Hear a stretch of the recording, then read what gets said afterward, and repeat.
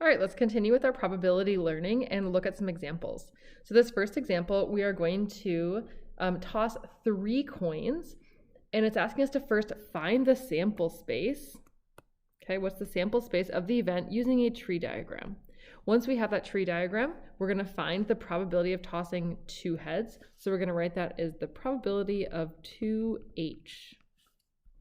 All right, let's go ahead and do it. So you probably drew tree diagrams in middle school, and so let's think back at how these work. So the thing that we do want to recognize with this event is that we're tossing 3 coins. Each coin has one of 2 outcomes, and each of those outcomes is equally likely. So each of them is, 1/2. All right, so the first coin that we toss, we have 2 possible outcomes, and you can get a head or a tail. So from the starting point, you're going to draw 2 branches, one for heads and one for tails. Okay, and they're equally likely. So this is a 50% chance of happening, or 1/2, and this has a 1/2% or 50% chance of happening.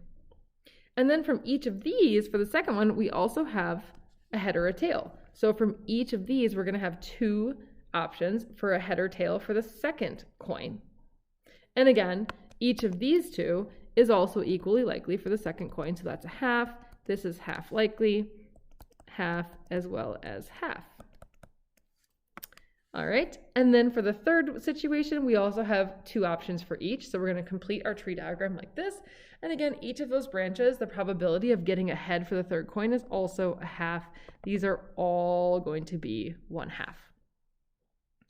Okay, so now we can summarize what each of these rows represents so that we can find the probability of tossing 2 heads. So this is the answer for part A. We've currently drawn the sample space of the event using our tree diagram.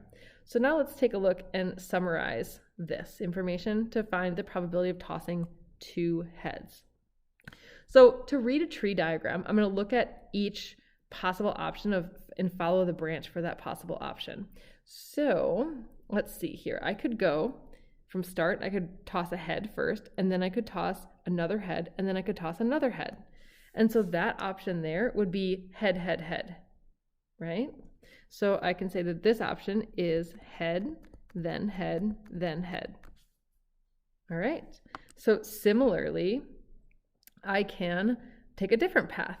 So if I take a different path, what if I toss a tail first, and then maybe a head, and then maybe a tail? So that path there is going to be head, tail, head. So I'm going to write that one out as well. So this one is head, tail, head.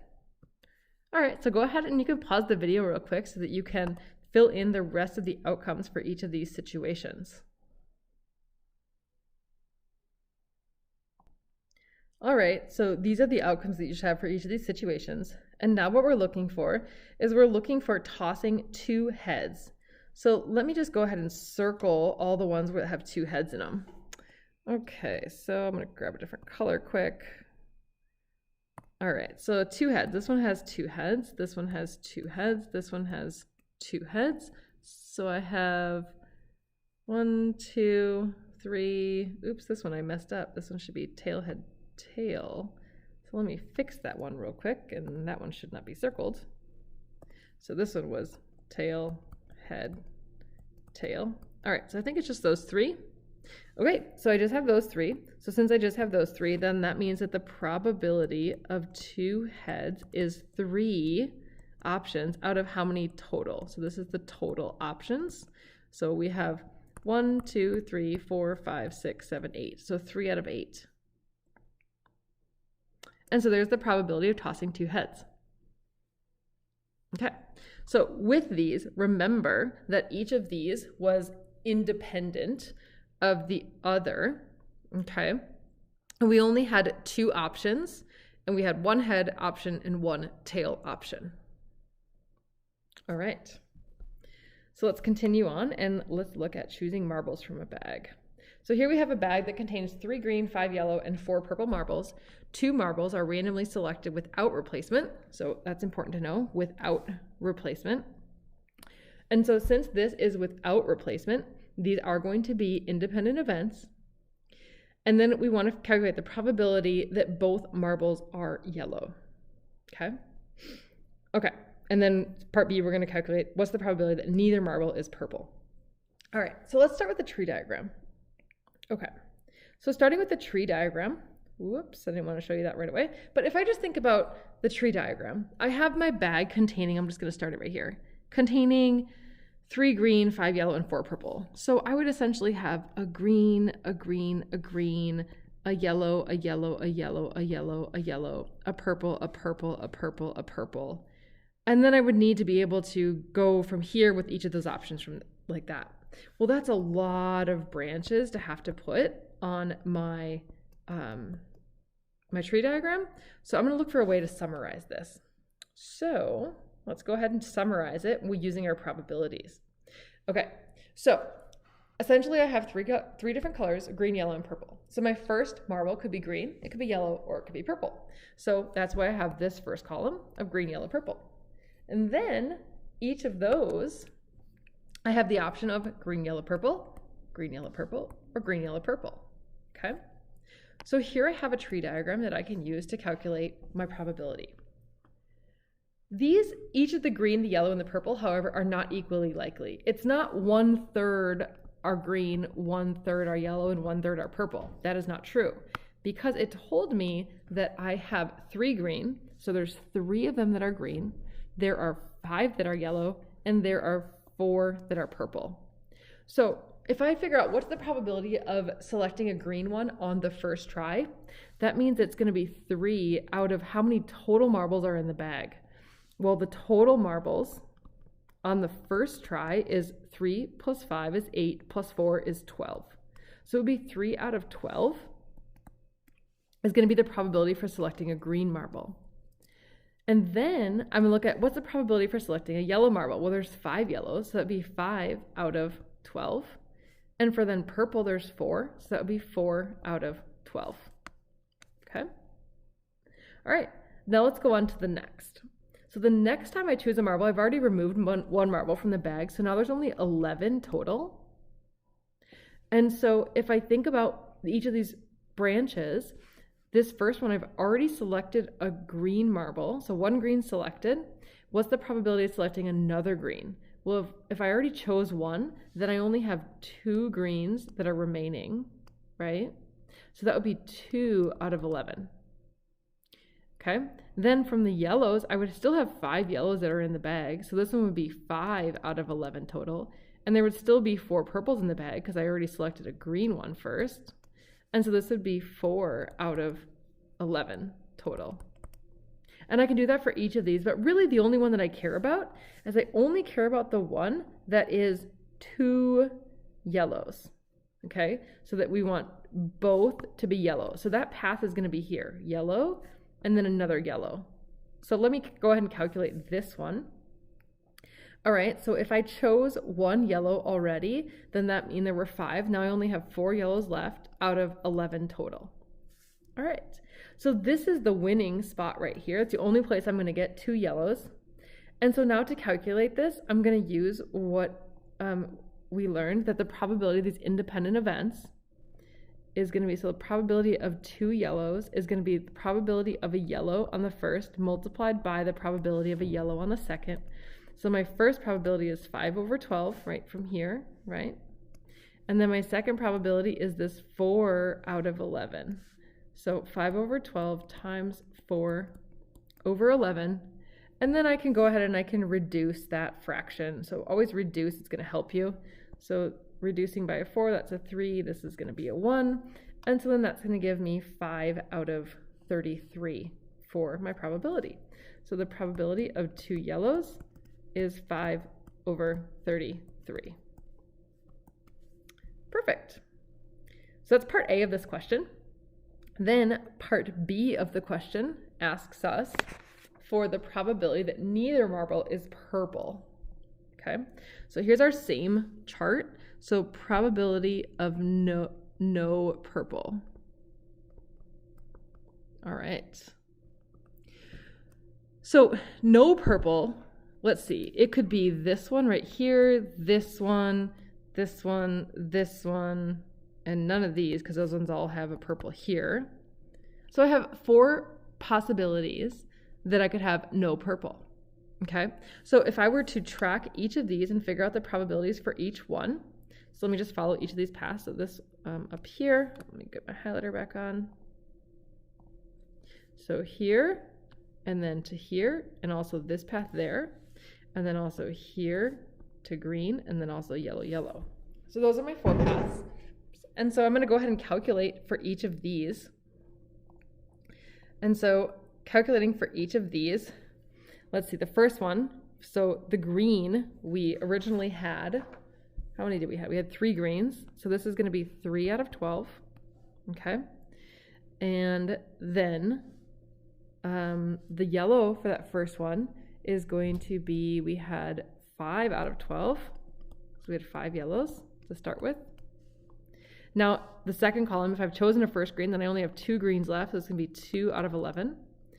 I still have 5 yellows for the second one. So that would be 5 out of 11. Jumping down to the yellow-green category, if I've chosen a yellow, then I still have 3 greens. And so that would be 3 out of 11. Then if the next one, if I chose a yellow, I only have 4 yellows left. So it's 4 out of 11.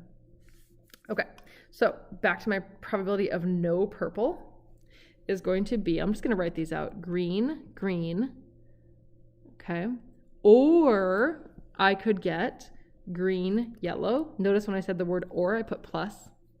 Or I could get yellow, green, or I could get yellow, yellow. So putting those probabilities in there, multiplying, the green, green would be 3/12 times 2/11. Green, yellow is 3/12 times 5/11. And yellow, green is 5/12 times 3/11. And then last, yellow, yellow, 5/12 times 4/11.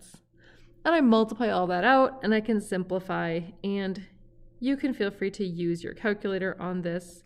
So that's going to equal that. And then we end up with 56/132 for the probability of no purple.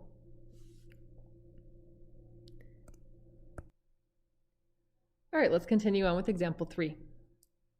So in example 3, we have a bank that contains 3 pennies, 8 nickels, 4 dimes, 10 quarters, and we're choosing 2 coins at random. So at random, again, means without replacement. Okay, so no replacement here. So without replacement, that's what at random means. And it says find each of these probabilities. So the first one, the probability of both quarters. Okay, so probability of 2 quarters. Let's go ahead and write that out. So probability of 2Q, I'm going to write.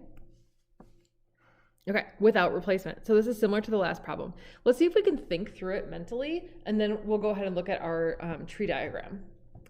So both quarters. So we think about how many quarters do we have right now? We have 10 quarters to start. So that means that for my first one is going to be a quarter. So I need to have a quarter, and a quarter, which means I'm going to multiply, right? So my first one, I have 10 quarters out of, let's see, what's the total? The total is 3 pennies plus 8 nickels plus 4 dimes plus 10 quarters. And so that gives me a total of 25. Okay, so that's 10 out of 25. Now it says without replacement, so I'm going to reduce the number that I have in my denominator. Also the word and, I need a quarter and a quarter, means I'm going to multiply. So in my bank now, I've taken 1 quarter out, so I only have 9 quarters remaining. So then I have 9. I've also removed 1 total coin, so out of 24. So I get 9 out of 24 quarters here. Okay, so then I just go ahead and I calculate that. So probability of 2Q then, calculating, reducing, simplifying, we end up with 3 out of 20. Okay, let's cross-check that with our tree diagram. So here, I've built a tree diagram, okay? And we can see in our tree diagram that if I were to follow that path, I would have my first one being a quarter and my second one being a quarter. And again, how many quarters do I have? I have 10, and then the second time I have only 9 quarters. And so 10 over 25 times 9 over 24 is correct. Okay? You can look at your tree diagram then if you want to look at for 1 nickel and 1 dime. So 1 nickel and 1 dime, let's see, I would have to have a nickel. I could have a nickel first and then a dime second. I could have a dime first and then a nickel second. So it looks like I have 2 places for those. Okay. And so again, we can see that on our tree diagram, but if I'm thinking through this mentally, just walk through that. So thinking through this mentally, I would think, okay, well, 1 nickel and 1 dime. So probability of 1 nickel and 1 dime. So how could I get that? I could get a nickel and then a dime, or I could get a dime and then a nickel. And so I multiply for the first two, so a nickel and a dime. So my nickel for the first one would be, let's see, on our tree diagram, how many nickels do we have total? So the total number of nickels that we had was 8. So we had 8 out of 25. And then I've removed 1. So now I only have 24 left. And how many dimes did I have in there? I had 4 dimes. Looks like, yeah, 4 dimes. And then the word or means plus. And then I look at how many dimes did I have, which was 4 out of 25. And then I have 8 nickels out of 24. And I go ahead and I calculate that. So there's my numbers on my tree diagram. And if I look at that, each of those products is going to be the same. So it's just going to be double what I had. And so simplifying that, I get the probability of 1 nickel and 1 dime is going to simplify to be 8 over 75. All right. There we have example 3. All right, let's continue on with example 4. So now in example 4, we're going to look at a deck of cards. So we have a deck of cards, and we're going to draw 2 cards from the standard deck of 52. The first thing we're going to do is find the probability of 2 spades. Okay? All right, so some things I need to remember is I need to remember how many spades are in the total deck. So let's see. Total spades in the deck, there's 4 different suits, so there are a total of 13 spades that are in the deck. Okay, so I can think through this mentally. And then I'm also going to show you another way that we can do this using combinations, because sometimes it's really difficult to think through the probabilities. If they're simple, it's not so hard, but as they get more complex, it's hard to do them mentally, and sometimes you might want another method for solving. So I'm just going to use this probability of 2 spades. The probability of 2 spades is going to be first a spade, then a second a spade. So I need a spade and a spade. So a spade looks like this shovel. So a spade and a spade. Put the word and in there. So I know that I'm going to multiply. Okay. So whenever I'm just randomly drawing 2 cards from a deck, it's going to work just like we did in the last problem, where we have like essentially no replacement. So first of all, I have 13 spades in my deck out of 52 total cards. And so multiply. I've removed 1 spade, so I only have 12 spades left, and I have a total of 51 cards remaining. And if I simplify this, then I get 1/17 as my probability, and this is the probability of 2, and I'm just going to draw the spade symbol. Probability of 2 spades is going to be 1/17. Okay, so this is one option for doing this, but I want to show you another option, and that's using what you learned in a previous lesson, which is combinations. So another way to do probability of 2 spades using combinations, so probability of 2 spades using combinations, is to just set up a combination by how many total you have and how many you're choosing. So we have a total of 13 spades, and we're choosing 2 of them. That's going to be your numerator. That's how many ways you can get the event. And then the denominator is going to be 52 total cards, and we're choosing 2 cards out of 52. So now, using what you know about combinations, I'm going to expand these combinations. So the numerator is 13 factorial, right? Because it's n factorial over n minus r factorial. So 13 minus 2, which is 11 factorial, times r factorial, which is 2 factorial. That whole thing divided by, same expansion for my denominator, so 52 factorial over 52 minus 2, so 50 factorial times 2 factorial. All right, so I'm going to move that equal sign because it's in the middle as it equals.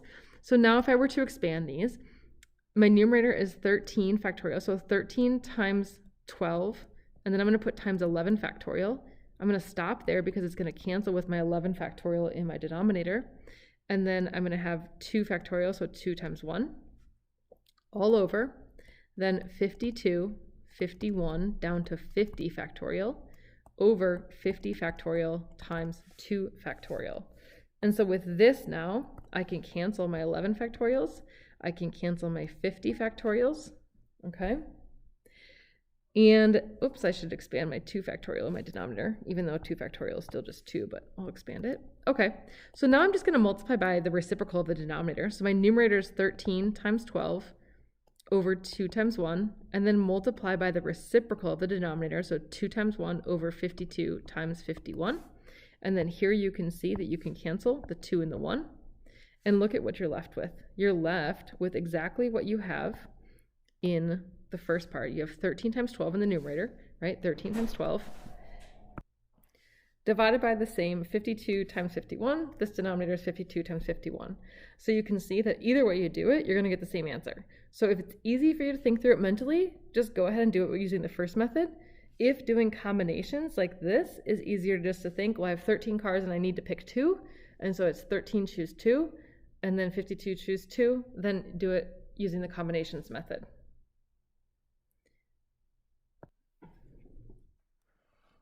All right, now part B says probability of 2 red cards or 2 jacks.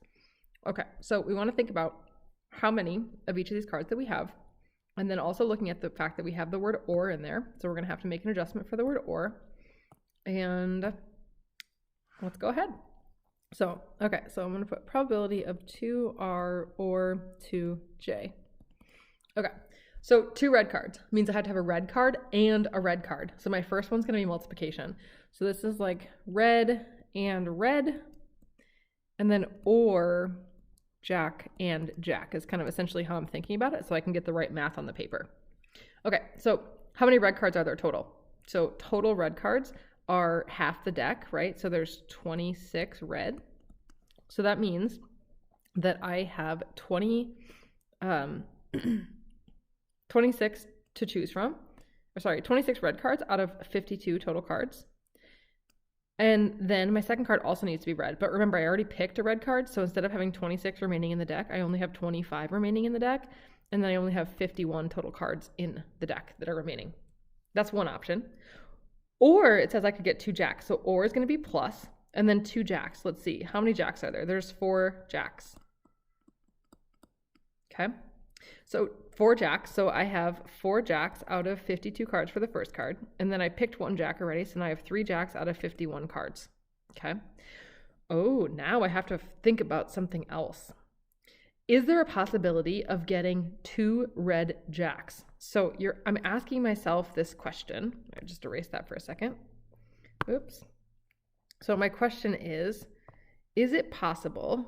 So could there be 2 red jacks?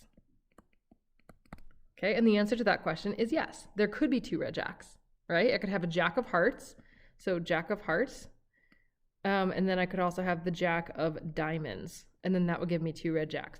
So I need to subtract the option of 2 red jacks. So subtract the, let's put 2 red jacks. Okay, that's the overlap, right? So minus now 2 red jacks. So the first red jack would be a jack of hearts, or then I could also have the jack of diamonds. So that would be 2 choices, because I could either have the jack of hearts or the jack of diamonds out of 52 total cards. Then I've chosen one of those, so then I only have 1 left out of 51 cards. And if I go ahead then and I simplify this, so I'm just going to do the math there. And again, you can use your calculator to do the math if you would like. And I simplify to get my final answer, which is 55 out of 221. So the probability of 2 reds or 2 jacks is 55 out of 21. So key thing to note here is that we have this overlap here of 2 red jacks that we have to subtract for these events. Okay, now you can also do this one with combinations. So let me show you with combinations. I'm just gonna do it in green over here on the side. So let me change my color of my pen to green. So the probability of 2 red or 2 jacks is going to equal, so 2 reds, well, how many reds do I have? I have 26, and I'm choosing 2 of those out of how many cards? 52, choosing 2. And actually, I'm going to make this denominator the denominator for the whole thing, because every single time I'm doing 52 cards that I start with, and I'm always choosing 2. Okay. Then I have or. So, or 2 jacks. So, how many total jacks? There's 4, and I'm choosing 2. And then I'm subtracting the overlap. Well, how many 2 red jacks are there? There's 2 red jacks, and I have to choose both of them.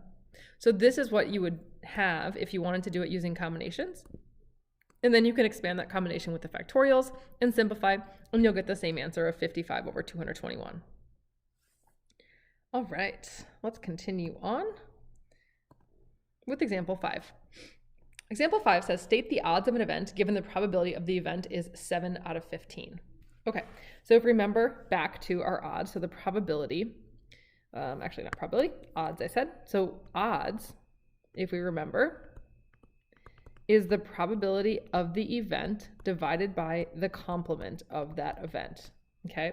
Also remember that the complement is 1 minus the probability of the event.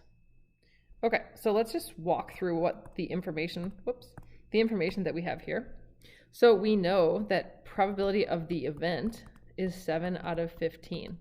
So that means that the complement is 1 minus 7 out of 15. So the complement is 8 out of 15. And so that means that the odds are 7/15 divided by 8/15, or 7/8. So the odds are 7/8, or 7 to 8. Actually, we'll rewrite this. I don't like it like that. I like to write a 7:8, or 7 to 8 for the odds. All right, so there's the first 5 examples. We're going to go ahead and stop this video now, and we'll pick up some more examples on another video.